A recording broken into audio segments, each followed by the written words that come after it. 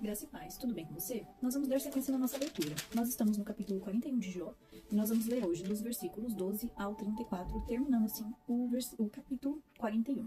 Eu tenho por tema aqui, nossa dependência deve estar em Deus, tá? Nós temos lido aqui, né? Nós lemos do 1 ao 10, referente a características do Leviatã, aquele monstro feroz e invencível, né? Um monstro marinho que aparece lá no começo de Jó. E aqui Deus, respondendo a Jó, dá várias características de como é esse Leviatã. E aí, nós fizemos a pausa ontem, né, no versículo 11, que Deus fala: quem primeiro deu algo a mim, para que eu tenha que retribuir-lhe? Pois tudo que está debaixo dos céus é meu. E aí Deus reafirmando a Jó: eu não lhe devo nada. Tudo é meu, foi eu que criei todas as coisas e você só tem o domínio porque eu coloquei você no controle das coisas, né? Por muitas vezes nós questionamos a Deus por diversas situações que acontecem na nossa vida, né? E eu falei que hoje nós continuaríamos, porque a partir do versículo 12 vai falar mais algumas características do Leviatã. Esse capítulo aqui tá bem voltado a ele, né? Aqui na minha Bíblia tem por tema do capítulo 41, quem é capaz de enfrentar o monstro Leviatã? E aí Deus perguntando aí, quem consegue ir de encontro a esse monstro, né? Enfrentá-lo. E esse monstro, ele representa, né, as forças do mal, o momento caótico de nossas vidas, né? Então vamos ler aí a partir do versículo 12, 41, versículo 12, amém? Pegue sua Bíblia e vamos ler juntos. Não me calarei a respeito das pernas do Leviatã, nem da sua grande força, nem da graça da sua compostura. Quem poderá tirar a capa do seu dorso, ou lhe penetrará a dupla couraça? Quem abriria as portas de sua boca? Pois em roda dos seus dentes está o terror. As fileiras de suas escamas são o seu orgulho, cada uma bem encostada como por um selo que se ajusta. A tal ponto, uma se junta à outra, que entre elas não passa nenhum par. Elas se ligam umas às outras, aderem entre si, e não podem ser separadas. Cada um dos seus espirros faz resplandecer a luz, e os seus olhos são como os raios do amanhecer. Da sua boca saem tochas, faíscas de fogo saltam dela. Das suas narinas procede fumaça, como de uma panela fervente sobre juncos em chama. O sopro dele acende o carvão, de sua boca saem chamas. No seu pescoço reside a força, e diante dele salta o desespero.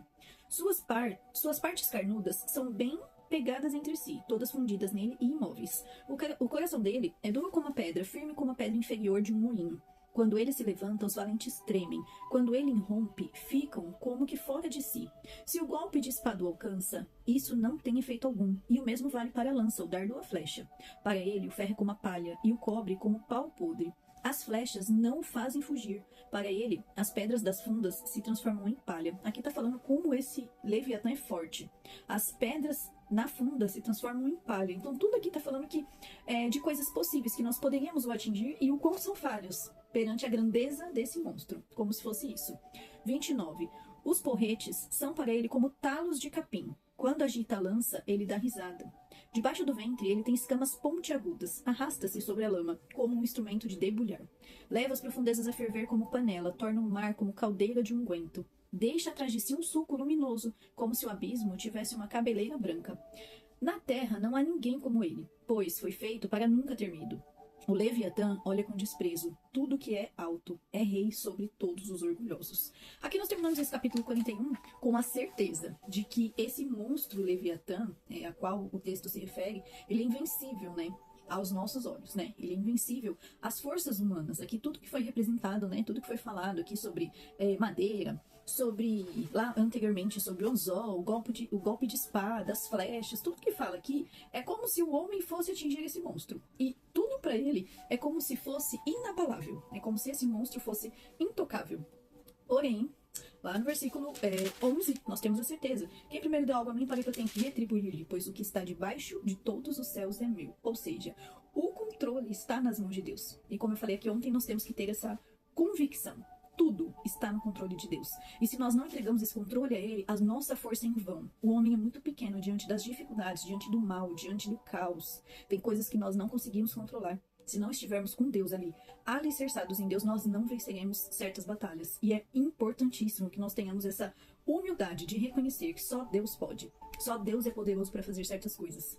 Algumas coisas nós até conseguimos pela nossa força, né? Mas algumas, somente o Senhor, né, pode operar. E às vezes você vê ali pessoas lutando e batendo a cabeça. Por quê? Porque não entregam verdadeiramente a sua vida nas mãos do Senhor. Ficam ali relutando, achando que são capazes de realizar. Mas tudo que temos, tudo que somos, toda a nossa vida e o nosso controle deve estar nas mãos do Senhor, para que Ele possa realizar grandes coisas na nossa vida. O Leviatã, além desse animal aí, essa criatura forte, terrível, ele representava as forças do mal e o caos, né? Como nós viemos falando aí anteriormente, né? Assim como o Leviatã não pode ser controlado pelo homem, que é isso que o texto deixa bem claro aqui, a intenção é bem essa, deixar bem claro o quão somos pequenos diante de algo que somente Deus tem o controle. Então ele coloca esse monstro marinho aí para simbolizar aquilo que não está ao nosso alcance, aquilo que nós não conseguimos combater, né? O mal também, né? Nós precisamos depender de Deus para combater o mal, para vencer o mal de nossas vidas. Nós não conseguimos vencer o mal sozinho e o mal está à nossa porta diariamente. E se nós não tivermos ali em comunhão com Deus, infelizmente, nós acabamos dando brechas e deixamos o mal nos tocar. Infelizmente, é isso. Temos que ter ali comunhão com Deus diária, para que o mal não chegue às nossas vidas, né?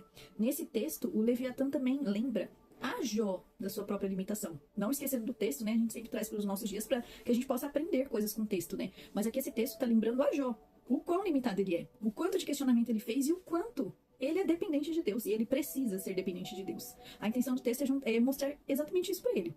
Jó, eu não te devo nada, eu não te devo explicação nenhuma, tudo é meu, tudo está no meu controle, e você não é nada perante a grandeza de Deus. É bem dizer isso. É mostrar a ele o quão limitados somos como seres humanos. Né? Aqui no texto, deixa bem claro que tudo que ele tentar contra esse Leviatã, né, ele não vai conseguir, os planos dele vão se frustrar se ele não estiver na dependência de Deus. É necessário reconhecermos as nossas fraquezas e dependermos exclusivamente de Deus. Não conseguimos enfrentar nada sozinhos. Até podemos tentar, mas essa luta vai ser grande, essa batalha vai ser tremenda sem a presença de Deus. Se com Deus, eu sempre falo isso, né? Se com Deus nossas lutas são difíceis, imagine sem Ele. Eu nem consigo imaginar, não consigo nem pensar nisso. Se ali, grudado no Senhor, nós passamos por aflições, imagine quem não reconhece ou não conhece esse amor desse Pai tão amoroso, que às vezes nos ensina por caminhos difíceis, mas está nos ensinando em amor. Né? Mesmo quando tudo parecer perdido, creia, Deus tem poder para cuidar de todas as coisas. Nas mãos de Deus está o controle de tudo. Ele nos criou, Ele criou todas as coisas. Então o controle está nas mãos dele. Aqui o texto nos mostra esse monstro que é indomável, né? Ele é invencível, né? Aos olhos humanos. Mas o Senhor tem o controle de tudo. Ele pode controlar todas as coisas. Se você está vivendo um tempo caótico na sua vida, um tempo de mal, né, um tempo de coisas ruins, acredite, o Senhor tem o controle de tudo. Confie nele, entregue a sua vida ao Senhor verdadeiramente, entregue o controle na mão dele e confie, ele está cuidando de tudo.